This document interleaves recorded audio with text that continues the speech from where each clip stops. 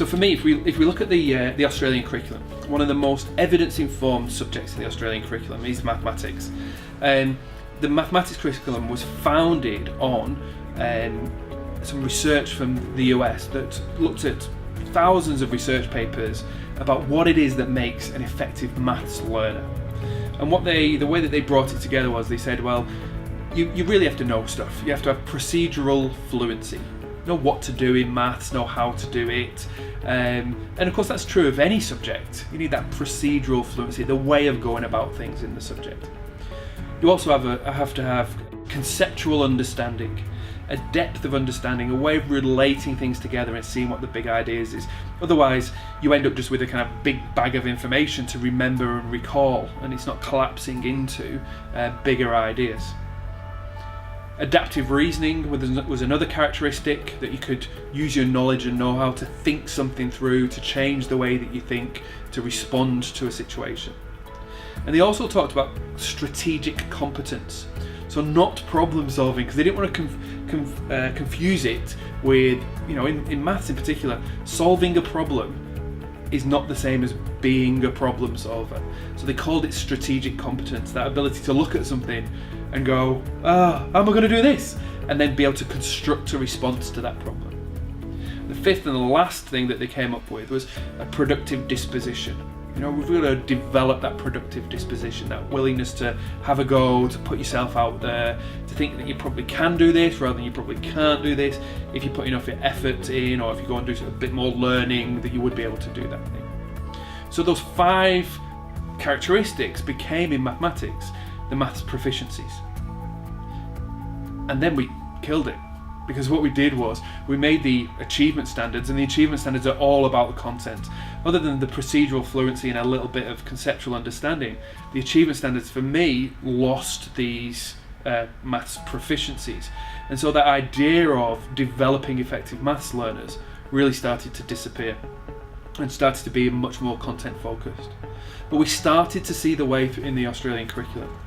And now I think if you just step back and think about the bigger picture, if we go back to that idea of validity and transfer, that validity comes from when we can actually infer something about our students through the learning that they've done and the assessment that they undertake. And what we're looking for is their ability to use that knowledge and know-how in different ways, to use it in ways in which they weren't taught it. Now I think we've got something that allows us to drive that in all of our subjects, and it's the general capabilities. We've got the literacy and numeracy capability and the ICT capability, and I've not put them on this slide because I think they're of a slightly different character. But if we look at the critical thinking, the creative thinking, the ethical understanding, the intercultural understanding, and of course that personal and social capability, we've seen in that research from Harvard University that maths on its own isn't useful even in employment unless you've got that personal and social capability of being able to communicate the maths to work with other people. So what we're starting to see is if we're going to get that validity, yes, students need a proficiency in the subject, but they need to be able to express it through the general capabilities to show that they can use their maths or history or economics or whatever it might be through their critical thinking, through their ethical understanding, their personal and social capability. That also allows us to start now to think about that challenge that we've got, where we want our students to have disciplinary knowledge, but we also recognise that they need to have that, be able to do that interdisciplinary action, that they're going to have to be able to work together. And this for me is quite a challenge for us, because one of the responses to saying that students need interdisciplinary action to be able to work in interdisciplinary ways is to get them to learn in interdisciplinary ways.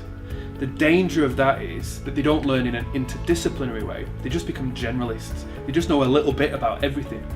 And that's not what goes on in interdisciplinary teams. In interdisciplinary teams we've got a number of people who have deep disciplinary knowledge, but they've also got this ability to work together, to make their knowledge work for others, and to make others' knowledge work for them. So if we go back to the general capabilities, you start to see how, with disciplinary knowledge and critical and creative thinking and intercultural understanding, those personal and social capabilities, those are the things that will help to turn disciplinary knowledge into interdisciplinary action for our students. And so, the capabilities are not just something to add on to the disciplinary knowledge. They are the expression of the disciplinary knowledge that's going to give us that validity and that transfer that we're looking for in a world that requires young people to be able to operate in interdisciplinary situations that are complex, unfamiliar, and non-routine.